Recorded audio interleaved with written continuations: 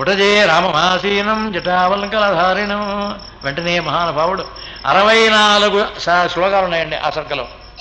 ఇక ఆ సర్క చెబుతున్నాను. అక్కడ 64 శ్లోకాలు ఆ సర్కలోనే ఉన్నాయి. ఇక రామచంద్రమూర్తి యోగక్షేమాలను మొదలెట్టాడు. ఆయన రాజ్యం బాగుందా? మన రాజ్యంలో వశిష్ఠాది మహర్షుల యొక్క తపస్సు యావత్తు నిర్విఘ్నంగా జరుగుతోందా? వారి యొక్క తపస్సు యావత్తు షడ్భాగమునంతా ధారపోస్తున్నారా? ఆ పరాక్రమం చేతనే సృష్టి యావత్తు కూడా సక్రమంగా నడిపిస్తున్నావు కదా. అలాగే నీ దాసదాసీజనం అంతా కూడా నువ్వు చెప్పిన మాట జాగ్రత్తగా వింటున్నారు కదా. ప్రచ్ఛన్నంగా అసలు సృష్టిలో ఏం జరుగుతోందో ఎప్పుడైనా బయటికి వెళ్ళి చూస్తున్నావు కదా. అలా చూస్తేనేలా రాజ్యం. అందుకోసం అలా చూస్తూ ఉండవలే. అలాగే నువ్వు కూడా ఎప్పుడు కూడా మంత్రులను మాత్రమే సలహా చేస్తూ ఉండాలి, కానీ నిర్ణయం మాత్రం నీదే.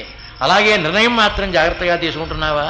అలాగే నిర్ణయం తీసుకోవడప్పుడు కూడా ఒకప్పుడు ఏం చేయాలో తెలుసా? సభను ఏర్పాటు చేసుకుని మరీ నిర్ణయం తీసుకోవాలి. ఎందుకంటే కేవలం ఏకపక్షంగా మాత్రం నువ్వే నిర్ణయం మాత్రం నేను ప్రభువును కదా, ఏ నిర్ణయం తీసుకుంటేనే అనే భావన మాత్రం నీకు ఎప్పుడూ కూడా రాకూడదు. అలా కాకుండా సభను సమాయత్తం చేసుకుంటూ వాళ్ళతో సంప్రదిస్తూ అప్పుడే నిర్ణయం తీసుకుంటున్నావు కదా అనుకుంటూ పరమాత్మ సమస్తమైన విషయములను అడగడం ప్రారంభించారు మహాప్రభు. ఏదో కొంతవరకు జ్ఞాపకనంత వరకు వచ్చాను. 16, 17, 18 వచ్చాను. మొత్తం 64 ఆ శ్లోకాలున్నాయి. ప్రతి శ్లోకానికి కూడా ధర్మయాత్ర అడుగుతూనే ఉన్నాడు ఆయన. ప్రతి శ్లోకానికి ధర్మయాత్ర అడుగుతూనే ఉన్నాడు. మన ఊళ్ళో వాళ్ళంతా సక్రమంగా ఉన్నారా? మన ఊళ్ళో వాళ్ళుగా ఊరు విడిచిపెట్టి ఏదో వ్యాపారం కోసమని బయట దేశాలకు పోవడం లేదు కదా. అలాగే మన ఊళ్ళో సమస్తమైనటువంటి వాళ్ళు నేత వాళ్ళు కూడా బాగున్నారా? వాళ్ళని కూడా అడిగాడు మహాప్రభు. కవయామి వయామి యామి అన్నాడు ఇంకో ఆయన. ఎక్కడ? కాళిదాసు గారి రాజ్యంలో భర్తృహరి కదండి, కాళిదాసు గారి రాజ్యంలో భోజ మహారాజు గారు పరిపాలన చేస్తుంటే కవిత్వం చెప్పిన వాళ్ళకే ఈ ఊళ్ళో ఉండే స్థానం ఉన్నారు. సరే, అందరూ కవిత్వం చెప్పేస్తున్నారు. లక్ష్మీ సరస్వతులు పక్కన ఉంటాయి కనుక ఆ భోజరాజు గారు చూసిన వాళ్ళందరికీ కవిత్వం వచ్చేస్తుంది. ఒక ఆయన నేతను వేసుకుంటున్నాడు. ఆ నేతను వేసుకుంటున్నాడు. కవిత్వం చెబుతారో నువ్వు అన్నాడు. కవయామి వయామి యామి అన్నాడు. నువ్వు వెళ్ళిపోరా, ఈ ఊరి నుంచి లేచిపోన్నాడు. కవయామి కవిత్వం చెబుతాను, వయామి నేతనేస్తాను, 2 జాతికి అవుతాయి అప్పుడు యామి పెడతానన్నాడు. సరే, ఒక్క మాట చెప్పాడు. కవయామి వయామి యామి అంటే కవిత్వం చెబుతాను, నేతనేస్తాను, ఈ 2 జాతికి అవుతాయి అప్పుడు పెడతాను. అంతేగాని ఊరిలో చేసి పంపడం ఏంటి అన్నాడు. ఆ కారణం చేత నేతనేసేవాళ్ళు కూడా క్షేమంగా ఉన్నారా మన ఊళ్ళో? వాళ్ళ యొక్క వస్త్రములన్నీ సక్రమంగా దేవతారాధనకు మనకు వస్తున్నాయి కదా. చెప్పాను కదా, సమస్తమైనటువంటి దేవతార్చన విధానం అంతా నీకు బాగా తెలుసు కదా. దేవతార్చన సరిగ్గా చేస్తున్నావా? భగవంతుని చక్కగా పూజిస్తున్నావా? భగవంతుని యొక్క అనుగ్రహం చేతనే మనం జీవిస్తున్నాం. అంతేగాని కేవలం మన ప్రయత్నం మాత్రం ఇందులో ఏమీ కాదు. ఎప్పుడూ కూడా మన అనేటువంటి భావన రాకుండా జాగ్రత్తగా ఉన్నావు కదా అనుకుంటూ మొత్తం 64 శ్లోకం అడిగాడు మహాప్రభు. వాడు ఒక్కదానికి సమాధానం చెప్పరా. ఈ భరతుడు పాపం అన్నీ వింటూనే ఉన్నాడు. అన్నీ విన్న తర్వాత అవరే చెప్పరా నాయన సమాధానం. అందరూ క్షేమంగా ఉన్నారా? సక్రమంగా ఇవన్నీ జరుగుతున్నాయి కదా. ఈ రాజలాంఛనములన్నీ సరిగ్గా జరుగుతున్నాయి కదా. అలాగే మన కోట చుట్టూ కూడా సమస్తమైనటువంటి జనం ఉంటారే కాపలాదారులు, అందరూ సక్రమంగా కాస్తూనే ఉన్నారా? అందరూ జాగ్రత్తగా ఉన్నారా? నువ్వు వాళ్ళని విచారిస్తున్నావా? వాళ్ళని గురించి తెలుసుకుంటున్నావా? వాళ్ళ కష్ట సుఖాలు జాగ్రత్తగా చూస్తున్నావా? ఓ అని అడుగుతున్నాడు ఆయన. అలా అడిగి అడిగి అడిగి చివరికి ఆపచేసేటప్పటికి, అన్నయ్య నువ్వు చెప్పిన దాలో నాకు ఒక్క ధర్మం తెలియదు. ఒక్క ముక్క చేసాడు. నువ్వు చెప్పిన దాలో ఒక్క ధర్మం కూడా నాకు తెలియదు. నన్ను అడుగుతావు ధర్మాలు అన్నాడు. ఏమిట్రా రాజ్యం చేయట్లేదురా అన్నాడు. రాజ్యం చేయట్లేదురా నువ్వు అన్నాడు. ఈ మాటలన్నీ అడిగిన తర్వాత నువ్వు రాజ్యం చేయట్లేదా? రాజ్యం చేస్తే ఇవన్నీ నీకు తెలియవలసిందే, ఇవన్నీ నువ్వు ఆచరించవలసిందే. రాజ్యం చేయట్లేదురా అన్నాడు.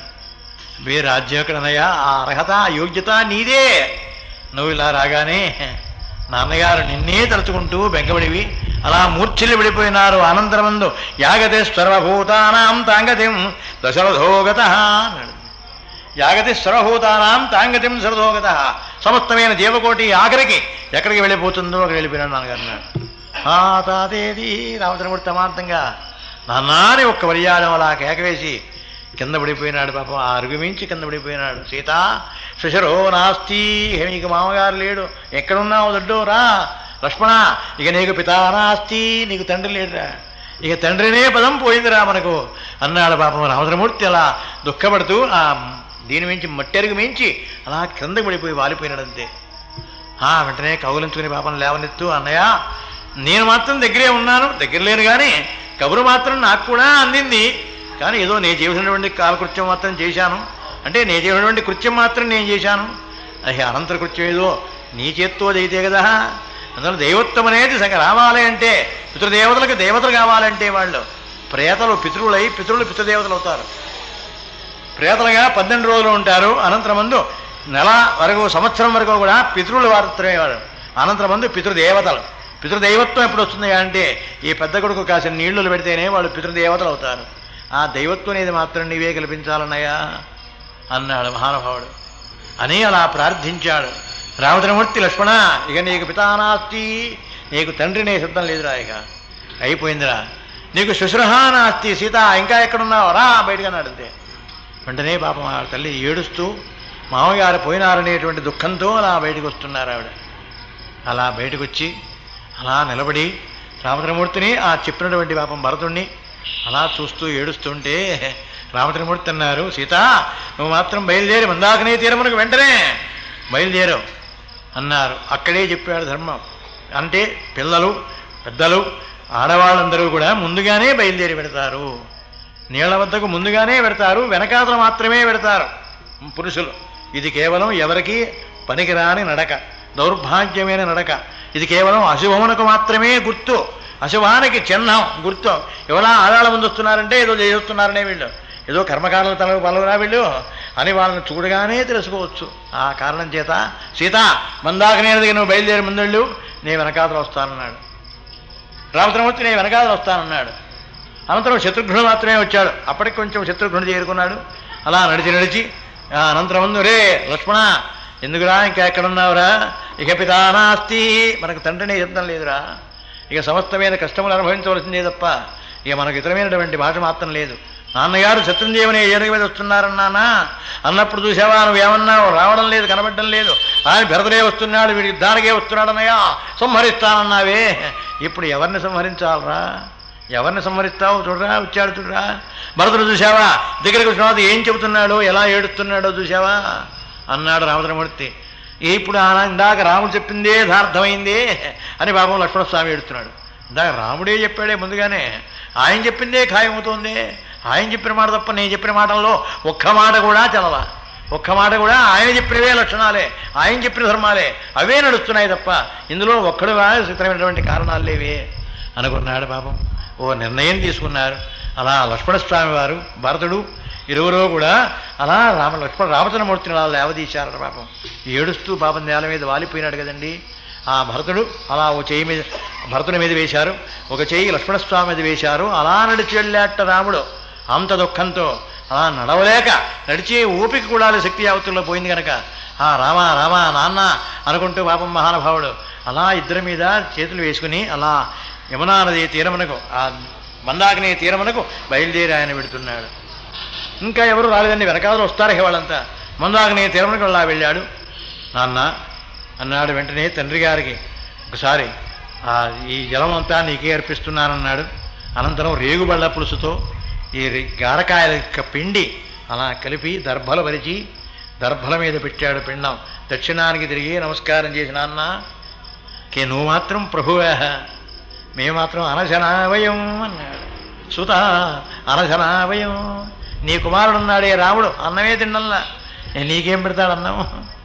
కవిజంభం క్షమహారాజా, ప్రభు సమస్తమైనటువంటి శక్తులన్నీ కలవాడే నువ్వు, సమస్తమైన రాజ్యాంగం అంతా నీదే, ఎన్నో దానములు చేశావే, ఎన్నో ధర్మములు చేశావే, అటువంటి మహానుభావుడికి ఇవాళ ఇదే నీకు పిండ ప్రదానం చేస్తున్నానన్నాడు. అంతే.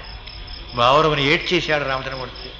ఇదంభం క్షమహారాజా సుత అనశనావయం, మాకు మాత్రం అన్నం లేదు నాన్న, నాకు అన్నం లేదు కనుక నేనే తినలేదు కనుక నీకు పిండ ప్రదానం ఇక్కడ చేస్తాను, ఇక నేను చేయలేను కనుక ఇదే చేస్తున్నాను, నేను తినేది ఇదే నాన్న, ఆ కాలం చేత సుతా అనశనావయం, మేమంతా అన్నం లేనివాడిని అన్నాడు అని ఒక్క పర్యాయం అలా ఏడ్చేశాడు మహానుభావుడు. అలా ఏడ్చేసి అలా నేల మీద ఉరిగిపోయినాడు. అలా ఉరిగిపోయేటప్పటికల్లా వెనకాదల వశిష్ఠాది మహర్షులు ఆ రెండో బ్యాచ్ ఇక వాళ్ళంతా వచ్చేస్తున్నారు.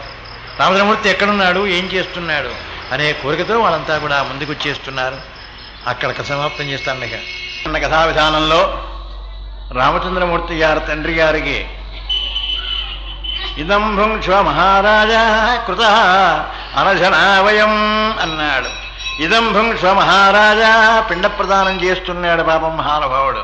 రామచంద్రమూర్తి యొక్క మరణవార్త వినగానే అంటే కొడుకు పెద్ద కొడుకైన వాడు తల్లి తండ్రి మరణించారని ఎన్ని సంవత్సరాలకి వినగానే కర్మ చేయాలి. అది పరమార్థం. ఆ కారణం చేత రామచంద్రమూర్తి పాపం ఇప్పుడే విన్నాడు కనుక భరతుడి ద్వారా, అందుకోసం వెంటనే సీతామాతను ఆ సరయూ నదీ తీరమునకు వెళ్ళమన్నాడు, మందాకిని నదీ తీరమునకు. అనంతరమందున ఆయన కూడా వెనకాతల బయలుదేరి వెళ్ళాడు. ఆ వెళ్ళి అక్కడి నుంచి పిండప్ప స్నానం చేసేశాడు. అనంతరమందు కాసి నీళ్లు పెట్టేశాడు. ఆ పరమాత్మ అనంతరమంద ఈ గార చెట్టు యొక్క ఇంగుదీ ఫలములు, గార చెట్టు కాయలు, ఆ కాయలని రేగుబళ్ళ పురుసుతూ కలిపి ఇదం భుంక్ష మహారాజా సుత అలశనావయం అన్నాడు. నీ కొడుకులు అన్నం లేని వాళ్ళు కనుక నాన్న మేమే అన్నం తినడం లేదు కనుక నీకు అన్నం తీసుకొచ్చి అక్కడ పెడతాం. అందువల్ల సుత అలశనావయం, మేము అన్నం లేని వాళ్ళం నాన్న, నువ్వు మాత్రం చక్రవర్తివా, మహానుభావివి, ప్రభువి అయినప్పటికీ అనేక రకములైనటువంటి దానములన్నీ కూడా చేశావే, అనేక రకములైనటువంటి ధర్మశాస్త్రములన్నీ కూడా చెప్పావే నాన్న, ఈవేళ మాత్రం అలా ఉంది అని మహానుభావుడు దాన్ని వదిలిపెట్టేసి అలా ఒక్క పర్యాయం చదివిపడిపోయినాడు. ఆ ఏడుస్తూ అలా కూర్చున్న దర్భల మీద అలా వదిలిపెట్టేశాడు. అంతే, పాపం కింద వాలిపోయినాడు మహానుభావుడు రామచంద్రమూర్తి. నిన్న కథ అక్కడ సమాప్తం చేశాను. ఆ అనంతరం ముందు ప్రారంభం చేసి ఈవేళ కూడా 10 సర్గలు పెడతాం. ఈ 10 సర్గల్లో చిట్ట చివరిది ఏమిటయా అంటే చిట్ట చివరి ఏమిటయా అంటే ఈ వంశం యొక్క క్రమాన్ని చెప్పాడు మహానుభావుడు వశిష్ఠుడు. ఈ వంశం ఎక్కడి నుంచి ప్రారంభమైందో అసలు చెప్పాడు. అంటే ఇదివరకు చెప్పాను కదా, సీతా కళ్యాణ ఘట్టంలో చెప్పాను కదా అంటే అది వేరు. కానీ ఇక్కడ ప్రారంభం నుంచి చెప్పుకొచ్చాడు బాబా మహానుభావుడు. ఏమయ్యా రామచంద్ర, నీ వంశం ఎటువంటిదో ఎక్కడ పుట్టిందో నీకు తెలుసా? నీకు తెలియదు అనే అక్కడి నుంచి వరాహావతారం దగ్గర నుంచి ప్రారంభం చేశాడు మహాప్రభు. ఈ భూమి యావత్తు కూడా పూర్వం ఆనాడు కేవలం జలంతోనే నిండిపోయిందట, భూమి మాత్రం కనిపించేది కాదుట. అక్కడి నుంచి ప్రారంభం చేశాడు. అది మాత్రం రాసుకొచ్చాను ఇవాళ. ఎందుకంటే అది కేవలం ఆ క్రమం చాలా జ్ఞాపకం పెట్టుకోవడం అంటే చాలా కష్టం. అది జ్ఞాపకం ఉండేది కాదు, లోకన ఇద్దరికి ఉండేదేమో కానీ ఇప్పుడు మాత్రం నా బుద్ధికి చాలా జ్ఞాపక శక్తి తగ్గిపోయింది కనుక ఓటికోటి అయిపోతుందేమో అనే భావం అది మాత్రమే రాసుకొచ్చాను. అది పరమార్థం. అది చిట్ట చివరేయటం. అక్కడ దారితే 8 సర్గలు ఉంటాయి అంతే. రేపటి పాదుకాపట్టాభిషేకానికి 8 సర్గలే ఉంటాయి. ఆ కారణం చేత ఆ మాట చెప్పగానే మహానుభావుడు వెంటనే ఆ కింద పడిపోయినాడు పాపం కూర్చుని పరమాత్మ. అనంతరం గబగబా భరతుడు జాగ్రత్తగా పట్టుకున్నాడు. అన్నయ్య అన్నయ్య అంటూ పాపం అలా లేవదీయడానికి ప్రయత్నం చేస్తున్నాడు. ఈవేళ మాత్రం శ్రోతలు కరెక్ట్గా వింటేనే నేను మాత్రం వెళ్ళిపోతాను కథలో. ఆ కరెక్ట్గా దానిలో పరమార్థాన్ని గురించి అన్నయ్య ఇలా పడిపోతున్నావు నాన్నయ్య, అన్నయ్య అన్నయ్య లేనాన్నయ్య అంటున్నాడు పాపం. నాన్నయ్య నువ్వు మాత్రమే రాజ్యం చేయవలే అని ప్రారంభించుదామని అనుకుంటున్నాడు. కానీ వెంటనే వెనకాల వశిష్ఠ మనిషి గారు కూడా వచ్చారు. అనంతరం తల్లులు కూడా వచ్చారు. అలా ఒకరి తర్వాత ఒకరు మెల్లిగా బయలుదేరి అలా వస్తున్నారు పాపం దగ్గరికి. అలా దగ్గరికి వస్తున్నటువంటి సమయంలో రామచంద్రమూర్తి మాత్రం అలా విలపిస్తున్నాడు. రామరామేతి రామచంద్రమూర్తి పాపం పరమాత్మ దశరథ మహారాజు గారు తలుచుకుంటూ అలా విలపిస్తున్నాడు మహానుభావుడు. నాన్నయ్య నాన్న నాన్న అంటున్నాడు పాపం. ఆ పరమాత్మకి ఎక్కడా కూడా రామచంద్రమూర్తి యొక్క దర్శనం కాలేదని ఆయన ఎంత విలపించాడో అలాగే ఆయన మరణానంతరం ముందున దశరథమహారాజు గురించి ఈయన కూడా అలా విలపిస్తున్నాడు. వెంటనే అన్నాడు, అన్నయ్య లేనయ్య ఇక్కడి నుంచి బయటకు వెళ్దాం, స్నానం చేసి అన్నారు.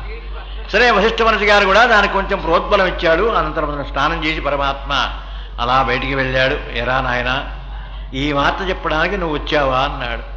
ఈ మాట చెప్పడం కోసం నువ్వు వచ్చావా అన్నాడు. కదా కాదన్నయ్య, కేవలం దౌర్భాగ్యమైనటువంటి నాకు రాజ్యాధికారమా, నాకు రాజ్యార్హతే లేదు కనుక అందుకోసం నీవే ప్రభు కావాలని కోరుకోవడం కోసమని నిన్ను తీసుకువెళ్ళడం కోసం వచ్చానన్నయ్య అన్నాడు.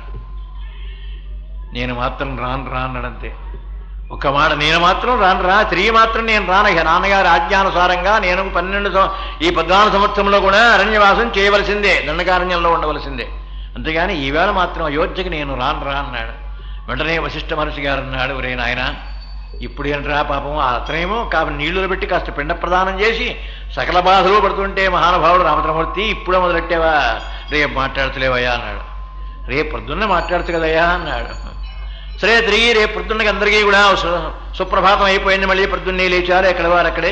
సరే స్నాన సంధ్యావందన జనుష్ఠానులన్నీ కూడా చేసుకున్నారు. సభ తీర్చి కూర్చున్నారు. వీళ్ళంతా కూడా వచ్చేసారు మహానుభావులు. ఎవరో అయోధ్య నుంచి బయలుదేరిన వాళ్ళంతా కూడా బళ్ళ మీద ఉన్నారుగా, వెనకాతల వాళ్ళంతా వచ్చారు. అలా వచ్చి అందరూ కూడా కూర్చున్నారు. సభ యావత్తు కూడా నిండిపోయింది. అలా అందరూ కూడా కూర్చున్నారు. భరతుడు ఏం చెబుతాడా అని భరతుడు ముఖం కేసే చూస్తున్నారు. అందరూ భరతుని యొక్క ముఖం కేసే చూస్తున్నారు. అలా దోషులు వగ్గి యాచరించినట్టుగా మహానుభావుడు అలా రామచంద్ర అన్నయ్య అన్నాడు మహాప్రభు. అలా దగ్గరికి చేరి పరమాత్మని గురించి అలా సావకాశంగా జాగ్రత్తగా కూర్చున్నాడు. శరస్కంజలి మాదాయ దోషుల శిరస్సు మీద పెట్టుకున్నాడు మాట్లాడే సమయంలో. అంటే కేవలం ప్రణామం చేయడంలో నమస్కారం చేయడంలో ఆఖరిది ఇది. అందుకనే శరస్కంజలి మాదాయ హనుమాన్ మారుధాత్మజ స్వామి హనుమ కూడా మాట్లాడడం సేపు సీతామాతతో ఎప్పుడు మాట్లాడినా అమ్మా తల్లి అంటూనే ఉంటాడు ఎప్పటికప్పుడే. అంటే నమస్కారం చేయడంలో సంపూర్ణమైన భావన ఆఖరిది. అంటే పరమ ప్రీతి ఉన్నటువంటి ఎప్పుడు కూడా నమస్కారం అంటే కేవలం శిరస్సు మాత్రమే ఆ దోషుల పైన పెట్టుకోవాలి. అది సంపూర్ణమైనటువంటి నమస్కార అర్హత. అనంతరబంధన అలా పెట్టుకున్నాడు మహానుభావుడు భరతుడు. అన్నయ్య ఈ రాజ్యమును మాత్రం నీవే ఎలుకోవాలన్నయ్య. ఏదో కారణం చేత నాన్నగారు మాత్రం పాపం ఒక్క వయస్సులో ఉన్నటువంటి ఆడదానికి వశమై కేవలం పరమార్థమేమిటో తెలుసుకోకుండా ధర్మమేమిటో తెలుసుకోకుండా కేవలం ఈ రాజ్యమును మాత్రమే కట్టబెట్టాడు నాకు. ఆ కారణం చేత నాకు మాత్రం అక్కర్లేదన్నయ్య. ఈ రాజ్యమును కేవలం సంపాదిస్తే నేను పరిగ్రహించేవాడిని మాత్రం కాదు నేను. ఆ కారణం చేత ఏమైనా సరే నీవే ప్రభు అన్నయ్య, నీవే ప్రభువు కావలే. ఆ కారణం చేత ఏమైనా సరే నీవే వచ్చి ప్రజాపాలన యావత్తు కూడా చేయవలసిందన్నయ్య అన్నాడు. రే ధర్మశాస్త్రం ఏమిటో తెలుసా? కేవలం తల్లిని మాత్రమే నిందించడం తెలిసిందిరా నీకు? తల్లిని మాత్రమే నిందించడం తెలిసిందా? కేవలం ఆనాడు మహానుభావుడు కైకమ్మకి వరమిచ్చాడు అంటే ఎప్పుడిచ్చాడు రా ఇవి? అసలు నీకు తెలుసా? ఎప్పుడిచ్చాడో తెలుసా? కైకమ్మని పెళ్లి చేసుకునేటప్పుడే ఇచ్చాడురా.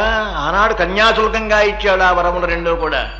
ఆ వరములు అప్పుడిస్తే కేవలం వాటిని మాత్రమే ఇప్పుడు చెప్పడం కోసమని. అంటే ఆనాడు సంగతి మరిచిపోయాడేమో హృదమహారాజు అనుకుని మళ్ళీ దాన్ని మాత్రం కల్పించుకొచ్చి శంబరాసుర సంహారం అనే గాథను దానిలో కలిపి ఆ మహాతల్లి ఇప్పుడు అడిగినట్టుగా అడిగిందిరా వరములు. అవి ఆనాటి వరములు, ఈనాడు ఇచ్చినవి కాదు కొత్తగా. ఆనాడే ఇచ్చారు కనుక ఆనాటి వరములే అడిగింది. అడిగినటువంటి ఇచ్చాడు కనుక వరములు ఆనాడే. ఆ వరముల కోసమని కట్టుబడి నాన్నగారు ఇచ్చాడు తప్ప అంత మాత్రం చేత కైకమ్మ కేవలం దౌర్భాగ్యులైపోతుందా? మీ అమ్మను అలా మాట్లాడతావురా అన్నాడు ముందుగా. అయినా హృదమహారాజు గారు ఆవిడికి వశమైపోయినాడు అంటున్నావే, ఏమిట్రా వశమైపోయింది? ఆవిడకే వశమైపోయి ఆవిడ మాటలేవిని ఆ పనే చేశాడు, ఆయనే ఆచరించాడు అంటున్నావేమిటో. ఏమిట్రా ఏం చేశాడు రా హృదమహారాజు గారు? ఏం చేశాడు? తండ్రి గారు ఏం చేశాడు రా? సమస్తమైనటువంటి కృత్యములన్నీ కూడా పరమాత్మ, సమస్తమైన యాగములు యజ్ఞములన్నీ కూడా చేశాడే మహానుభావుడు. చిట్టు చివరికి వచ్చేప్పటికి తన విషయం కూడా ధర్మాన్ని కూడా జ్ఞాపకం చేశాడే. అనేకమైనటువంటి అర్థయుక్తులు యాగములన్నీ కూడా చేశాడే. నాన్నగారు చేసిన దానిలో తప్పేమిటిరా? ఆనాడిచ్చిన వరములకు నేను కూడా అంగీకరించాను. ఆ అంగీకరించిన కారణం చేతనే అందులో మొదటి వరం భరతుడికి పట్టాభిషేకం, రామచంద్రమూర్తి బయటికి వెళ్ళడం ఉన్నారు. అలాగే నాన్న అన్నాను. అయిపోయింది. ప్రభు అయినటువంటి తండ్రి గారు చెప్పినటువంటి ఆజ్ఞను తిరస్కరించేవాడివి నువ్వు ఒక జ్ఞానివే. నువ్వు ఇప్పుడు మాత్రమే జ్ఞానివి అయిపోతావా? ఆ కారణం చేత మాత్రం జ్ఞానివి కావు. ఎప్పుడైనా సరే తండ్రి మాట తల్లి మాటను గౌరవించిన వాడు మాత్రమే జ్ఞాని, అంతేగాని గౌరవించిన మాత్రం జ్ఞాని కాదు. గౌరవించకుండా పైగా దాని గురించి అనేక రకములుగా మాట్లాడుతూ ఉండవా? ఆయన దౌర్భాగ్యుడు, ఆయన లోలైపోయాడు, ఈయన వశమైపోయినాడు, ఆ తల్లిగారు ఇలా చెప్పేశారు, అలా చెప్పారు, ఇలా కల్పించారు, ఇవే నువ్వు మాట్లాడేవి? ఇవి కాదురా మాట్లాడవలసింది. ధర్మశాస్త్రం ఎప్పుడో కూడా ఏ ధర్మాన్ని ఆచరించవలనో ఆ ధర్మమును ఆచరించాలి. ధర్మమునకు కారణం సత్యం. సత్యం ఉంటేనే ధర్మం ఉంటుంది. సత్యం లేకపోతే మాత్రం ధర్మం ఉండదురా. ఆ ధర్మం అనేది ఎక్కడ ఉంటుందో అక్కడే ఉంటుంది సృష్టి యావత్తు కూడా. మూలాధారంగా కేవలం సృష్టికి మూలాధారమే ధర్మం కనుక ఆ ధర్మం కనుక ఎప్పుడు కూడా ఎప్పుడైతే లేకుండా పోతుందో అప్పుడు ఏమీ ఉండదురా అక్కడ. అంచేత ధర్మమునికే కట్టుబడవాలి తప్ప ధర్మానికి మాత్రం అతిక్రమించి మనం సంచరించేటువంటి అధికారం మనకు లేదు. ఆ కారణం చేత ఏమైనా సరే నేను మాత్రం నాన్నగారికి ఇచ్చినటువంటి మాట ప్రకారం 14 సంవత్సరంలో కూడా అరణ్యవాసమే చేస్తాను. నువ్వు మాత్రమే వెళ్ళి రాజ్యం చేసుకోరా అన్నారు. నాన్నగారికి అభీష్టమేమిటో ఆయన అభీష్ట ప్రకారం నీకు ఆ వాటా ఇచ్చారు, నాకు ఆ వాటా ఇచ్చారు. ఆ వాటాలు వారు ఇచ్చినటువంటి దాన్ని మనం అనుభవించడమే తప్ప దాన్ని మాత్రం అతిక్రమించేటువంటి అధికారం మనకు లేదురా. ఏమైనా సరే అన్నాడు మహానుభావుడు. అన్నయ్య ఇక్కడో ధర్మం ఉంది అన్నాడు. ఇక్కడో ధర్మం నాకు మాత్రం తోస్తుంది అన్నయ్య అన్నాడు. ఆ ధర్మం ఏమిటో తెలుసా అన్నయ్య? కేవలం నీకిచ్చినటువంటి వాటా నువ్వు అనుభవిస్తావు, నాకు ఇచ్చినటువంటి వాటా నేను అనుభవించాలి, అంతే కదా అని చెప్పింది.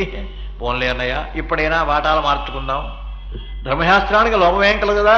నీ వాటా నేను అనుభవిస్తాను, నా వాటా నువ్వు అనుభవించు అంతే.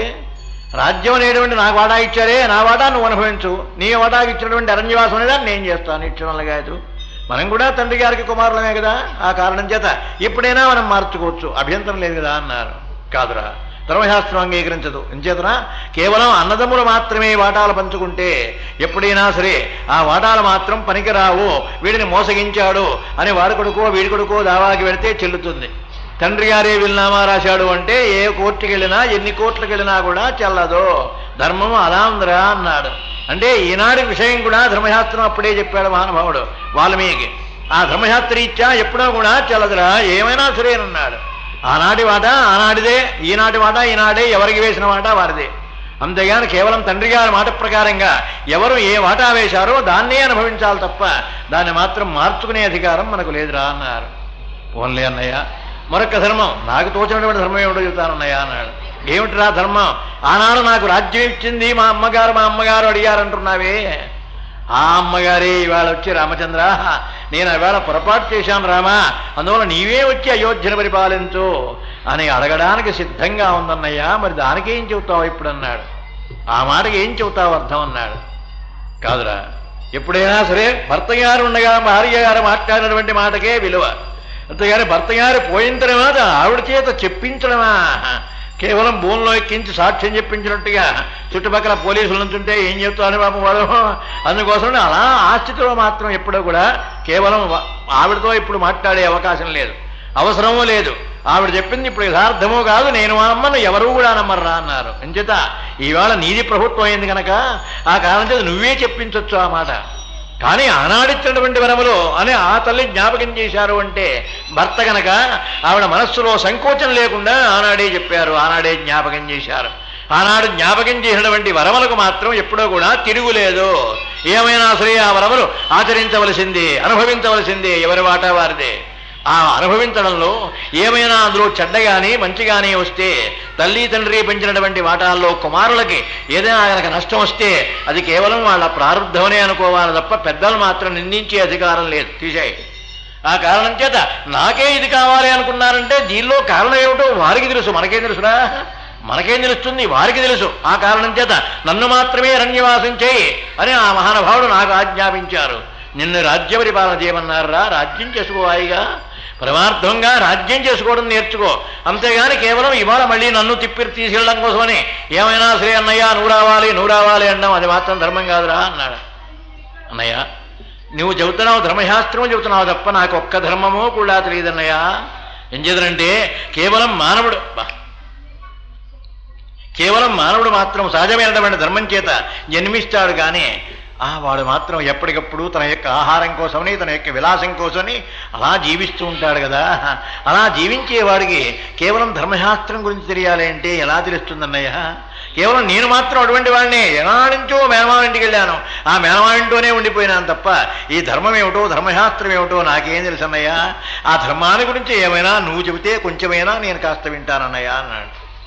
రే దీనిలో ధర్మం ముఖ్యమైనటువంటి ధర్మం ఏమిటో తెలుసా? ప్రతివాడు కూడా సృష్టిలో నేర్చుకోవలసింది తెలుసుకోవాల్సినటువంటి ధర్మం ఒక్కటి ఉంది. ఏమిటో తెలుసా ధర్మం? ప్రతివాడు కూడా సూర్యోదయం అయ్యేటప్పటికల్లా ఏదో డబ్బు సంపాదించుకోవడానికో పట్టపోసుకోవడానికో ఏ రకంగానైనా ఎవరినైనా మోసగించడానికో అదే ప్రయత్నం ప్రారంభం చేస్తాడు.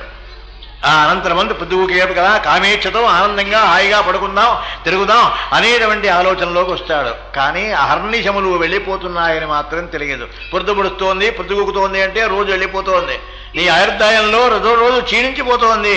ఆ విషయం మాత్రం ఎవరికి కూడా తెలియదు. కేవలం నేను సంపాదించాలనుకుంటుంటాడు పగలంతా, పొద్దుగుకున్నాత నేను అనుభవించాలనుకుంటూ ఉంటాడు. ఏమిటో ఈ నేననేటువంటి కర్త, దీనికి ప్రతివాడికి కూడా నేను అనుకుంటూ ఉంటాడే లోపల. ఈ నేననేది ఎవరో మాత్రం ఎవరికీ తెలియలేదురా అన్నారు రామచంద్రమూర్తి. ఎవరికీ తెలియదురా.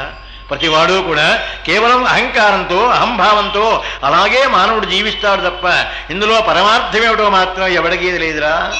కానీ చిల్లున్నటువంటి కుండలో నీళ్లు పోసి మంచినీళ్ళు మాత్రం నేను జాగ్రత్తగా కొత్త కుండలో పోశాను అని అనుకుంటూ ఉంటారు తప్ప దానికి మాత్రం చిన్న చిల్లుంటుంది కనుక అలా క్రమేపీ ఆ నీరు కాస్త చివరిస్తుంది పోతుంది. అలాగే మానవ జీవితం కూడా 9 రంధ్రములు ఉన్నాయి కనుక ఏ రంధ్రంలోంచి ఏది వెళ్ళిపోతూ ఉందో నీకు తెలియదు. ఏ రంధ్రంలోంచి వెళ్ళిపోతూ ఉందో అలా వెళ్ళిపోయి ఆయు ప్రమాణం మాత్రం క్షీణించిపోతుందిరా. మానవుడికి ఆయుర్దాయం అనేది కొనుక్కుంటే వచ్చేది కాదు. వాడి యొక్క ప్రారంధాన్ని బట్టి, వాడి యొక్క కర్మను బట్టి, వాడి జన్మను బట్టి భగవంతుడు ఎప్పుడో నిర్ణయిస్తాడు రా పరమాత్మ. ఆ నిర్ణయం ప్రకారంగా ఉన్నటువంటిది మాత్రమే ఆయుర్దాయం. అది కాస్త కళ క్షీణించడం ప్రారంభించింది అంటే ఉత్తరక్షణంలో క్షీణిస్తుంది. కూర్చుంటుంది, నుంచుంటుంది, నీతో కూడా ఉంటుంది. ఎప్పుడో కూడా నీ వెనకాతలే ఆశ్రయించి ఉంటుంది. మృత్యు అనేది ఎప్పుడూ కూడా నిన్ను వెంటాడుతూనే ఉంటుంది. ఆ మృత్యు నువ్వు కూర్చుంటే నీతో కూడా కూర్చుంటుంది, లేస్తే నీతో కూడా లేస్తుంది, పెడితే నీతో కూడా పెడుతుంటుంది. కానీ ఏ క్షణంలో మాత్రం అది తిరగబడి కాటేస్తుందో తెలియదు. అది కాటు వేసిందా ఉత్తర క్షణంలో మాత్రం నీ జీవితం సమాప్తం. ఆ విషయం మాత్రం మానవుడు సమాప్తం అయ్యే వరకు తెలుసుకోలేడు. మానవుడు సమాప్తం అయిపోయినది ఇంకా తెలుసుకునే ఉంది. దాంతో సమాప్తం అయిపోయినట్టే. ఆ సమాప్తం అయిపోయిన తర్వాత ఏదో చిత్రయుక్తులు అంటారు, లెక్కలు అంటారు. ఇవన్నీ కూడా కేవలం బాహ్యంగా చెప్పేవి తప్ప పరమార్థానికి మాత్రం అదొక్కటేరా అన్నాడంతే. పరమార్థానికి మాత్రం అదొక్కటేరా. ప్రతి జీవితానికి ఉంటుందిరా ఇది. ప్రతి జీవితం కూడా పరమావధి ఏమిటో తెలుసుకోలేక, పరమార్థం ఏమిటో తెలుసుకోలేక అలా జీవిస్తూ ఉంటారా నాయనా భరత. ఇది కేవలం జీవిత ప్రమాణంలో పరమార్థమైనటువంటి ముఖ్యమైన విషయం. అంతేకాదు మరొక విషయం కూడా జ్ఞాపకం చేస్తాను. ఏమిటో తెలుసా, మానవుడికి సిగ్నల్ ఇచ్చినట్టుగా కొంచెం వయస్సు వచ్చేటప్పటికల్లా, అలా కాస్త వయస్సు దాటిన తర్వాత, ఆ తర్వాత కొంచెం ముసల్తనం వచ్చిన తర్వాత, ఇలా రకరకములుగా ప్రతి మానవుడికి కూడా కొంచెం సిగ్నల్స్ ఇస్తూనే ఉంటారు. ఎలాగో తెలుసా, ఈ జుట్టు పండిపోతూ ఉంటుంది, పళ్ళు రాలిపోతూ ఉంటాయి, చర్మం ముడతలు పడిపోతూ ఉంటుంది. ఆ క్రమేపీ నాకయా ఓపిక తగ్గిపోయింది అంటూ ఉంటాడు. ఏ క్షణంలో ఏం జరుగుతుందో తెలియదండి, నా పరిస్థితి ఎలా ఉంది అంటాడు. ఇంకో ధర్మం చెప్పిన, వార్ధక్యం వచ్చిన తర్వాత మానవుడికి ఎప్పుడు మరణిస్తాము అనే స్థితికి మానవుడు కూడా వస్తాడు. బాగా ముసలాడైపోయిన తర్వాత వాడు మంచం మీద కూర్చునుంటే వాడిని కనుక పలకరిస్తే ఏమంటాడు తెలుసా, అయ్యా భార్యా బిడ్డలు నా మాట ఏం వినడం లేదండి, ఆ కారణం చేత ఎప్పుడు పోదామా అని అనుకుంటున్నా. అంటే పోదామని అనుకోవడమే తప్ప వీడు ఇక మళ్ళీ వీడి వల్ల వీడి చేతిలో ఏం లేదుగా, అంతా భగవంతుడి చేతిలోనే ఉంటుంది.